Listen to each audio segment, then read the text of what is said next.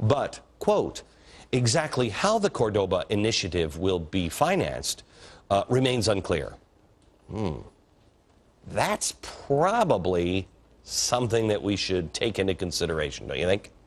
So, despite the blatant disregard for the sensitivity of the mosque location, and despite the obvious slap in the face of the dedication date, there was, for a while they were talking about they were going to open it on 9/11/01. Despite the funding source that is unknown, I think those are kind of red flags. What do you think? I still thought, because of that pesky Constitution, you should be able to build a mosque there. You can't just make up laws, okay? And that changes us as people. We've got to be decent. As long as everyone else is being decent, we don't close our eyes, however. And that's where things have changed. I read about the imam for the proposed center, Faisal Abdul Rauf. Love this cat.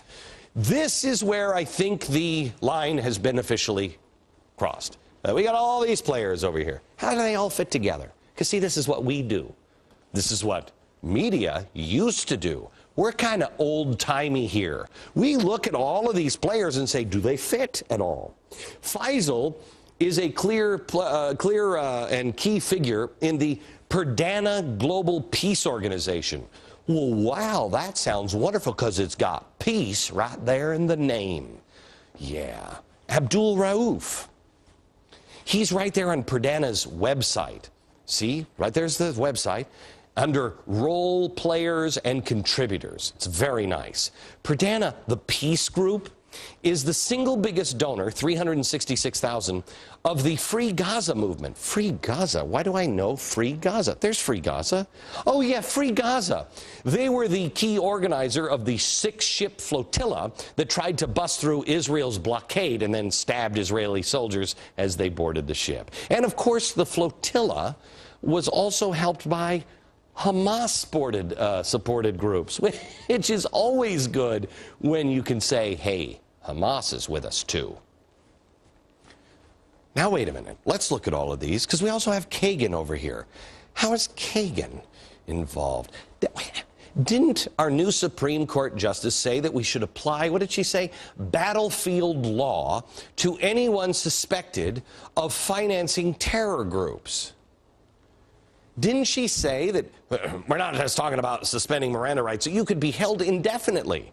Now, is that for people like this and this? We should ask her. Or is that just for non-Muslims? I don't know. Now, if I look at this, and just what I just told you, I'd say now might be a good time to put the brakes on, slow down, take a closer look. I mean, who doesn't think that maybe we should look into it a little bit more? Yeah, let's continue with the chalkboard, shall we?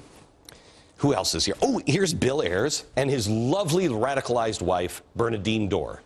Now, how do they fit in? Oh, that's right. They also helped Free Gaza. Yeah, they helped organize the flotilla. And Ayers is tight with Obama. The president has a lot of friends in the flotilla world, including this guy, Rashid Khalidi. Oh, good friends there. Yeah, good friends here. Oh, and by the way, Rashid Khalidi, he's on this board because he's promised another flotilla offensive. Yeah, wait until I tell you what the name of that one is. All right, so then we have the Attorney General and we have Hillary Clinton. I tell you what, let's look at this on this board, shall we? Let's take the Imam Faisal. And he is a contributor to Perdana.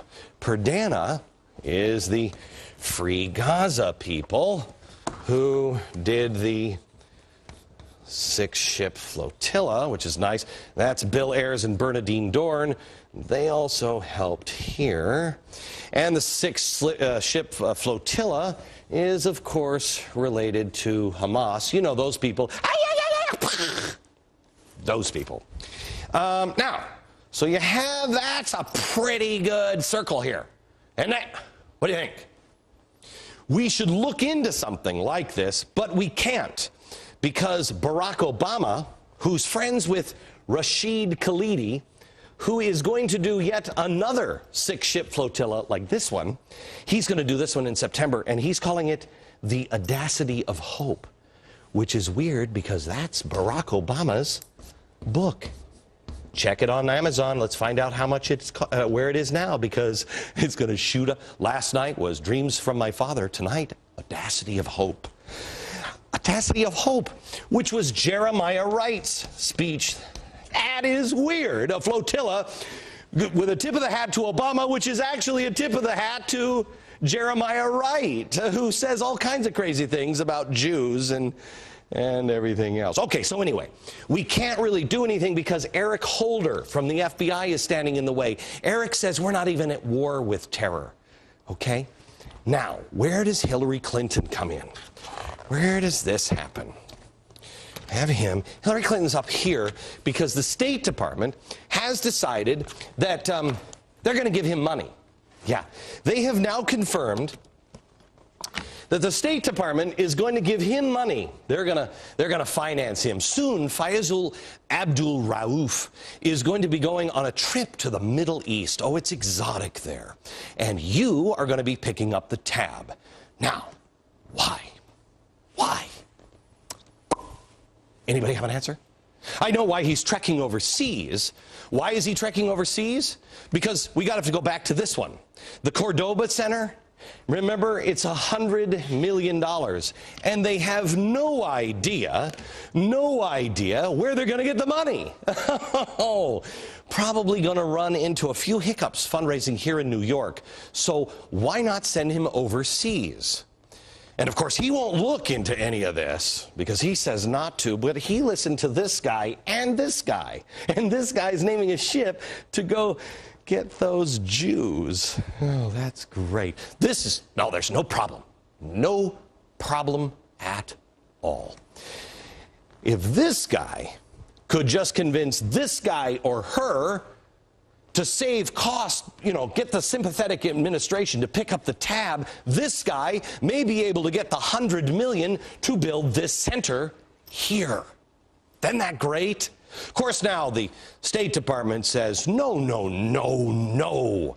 Here's P.J. Crowley, who, by the way, another connection, used to work for the Center for American Progress. The group started by George Soros. Here he is, clearly thrilled about getting the task of explaining all of this. Watch. He is a distinguished Muslim cleric. We do have a program whereby we through our Educational and Cultural Affairs Bureau here at the State Department, we send people from Muslim communities here in this country around the world to help people overseas understand. Did you know we did that, Oscar? Our society and the role of religion. Did you know that, within Jared? our society? No, I didn't know that. Did you know we were doing that? That's it. And he's a moderate Muslim. That's weird, because you wouldn't know it by reading Time Magazine. Here's the other thing on the board. Time Magazine, here I am, okay? I'm a madman. Madman, is Glenn Beck bad for America? Time Magazine article on me. Here's the Time Magazine article on the new imam. The moderate imam behind the Ground Zero Mosque. Madman, good guy. Madman, good guy. Now, what did this moderate say just a few days after 9/11? Well, of course, what all moderates would say. Quote, I wouldn't say that the United States deserved what happened, but United States policies were an accessory to the crime that did happen. Oh. Now, let me ask you this. Would a moderate imam, a peaceful Muslim, employ another imam who told an Arabic language website that, quote, only the Jews could have perpetrated the 9/11 attack? Well, that kind of sounds like Jeremiah Wright, doesn't it? And that if Americans only knew that it was the Jews' fault, they, quote, would have done to Jews what Hitler did, end quote. And that Jews, quote, disseminate corruption in the land and spread heresy, homosexuality, alcoholism, and drugs. Oh, well, that's the kind of moderate imam I've been looking for right there at Ground Zero. How about you? I'd have to ask Time Magazine, the Muslim leader right-wing commentators fantasize about, would that guy refuse to denounce Hamas as a terrorist organization? No? Well, he did. In fact, he did all of those things. And the Hamas thing really makes sense. You see, Hamas, remember back here? Where's Hamas? He gave money here. There's Hamas. See, it's in the food chain. Okay, so, not denouncing Hamas. Former radical David Horowitz says that's the fastest way to find out who you're dealing with. Watch. Will you condemn Hamas here and now? I'm sorry, what? Will you condemn Hamas?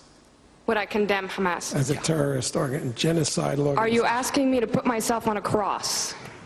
No. So you won't? Yeah. No. And she went on and talked about how the Jews are really responsible. It was great. Now, here's what a real moderate Muslim sounds like. This is from Bill O'Reilly's program last night. Watch this. How does building a mosque in the very place where Muslims murdered so many other Americans would create any kind of respect? What I'm hearing from people, especially those who are victims and who are family of the victims, is that this is very hurtful and it's very painful. And as a Muslim, I read in my holy book, the Quran, that we should be very sensitive towards people of other faiths, especially when we are living in lands that are not Muslim lands, and these are our neighbors and our colleagues and the people we care about. We don't show our caring for them by being intolerant. Building a mosque or a place of worship in the particular spot across the street from Ground Zero is a slap in the face of all Americans.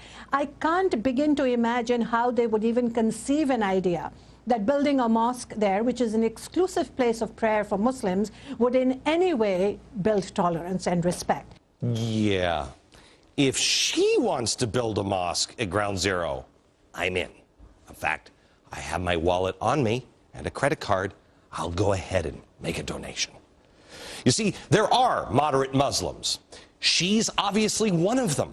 She realizes building a mosque next to Ground Zero, having Rauf headed up, yeah, there he is. Bad idea for Muslims. This doesn't help any way, shape, or form. Common sense tells you this doesn't work. And if anyone in this country was still applying common sense, well, you'd know that. And I'll show you how they'd proceed with the Ground Zero mosque next.